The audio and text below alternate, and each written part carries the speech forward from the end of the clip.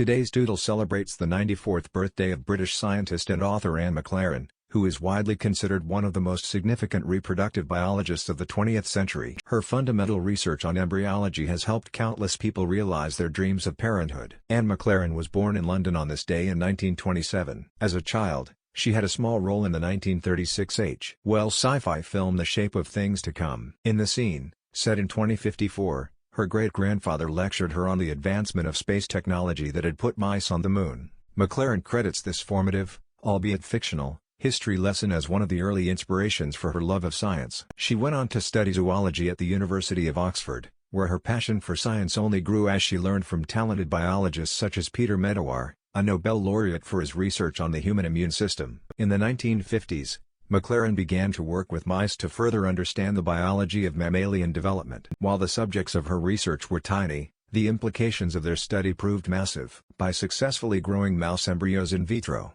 in lab equipment, McLaren and her colleague John Biggers demonstrated the possibility to create healthy embryos outside of the mother's womb. These landmark findings, published in 1958, paved the way for the development of in vitro fertilization, IVF, technology that scientists first used successfully with humans 20 years later. However, the development of IVF technology carried major ethical controversy along with it. To this end, McLaren served as the only research scientist on the Warnock Committee, Est. 1982, a governmental body dedicated to the development of policies related to the advances in IVF technology and embryology. Her expert counsel to the committee played an essential role in the enactment of the 1990 Human Fertilization and Embryology Act, watershed, yet contentious, legislation which limits in vitro culture of human embryos to 14 days post-embryo creation. In 1991, McLaren was appointed Foreign Secretary, and later Vice President, of the world's oldest scientific institution, the Royal Society, at the time becoming the first woman to ever hold office within the institution's 330-year-old history.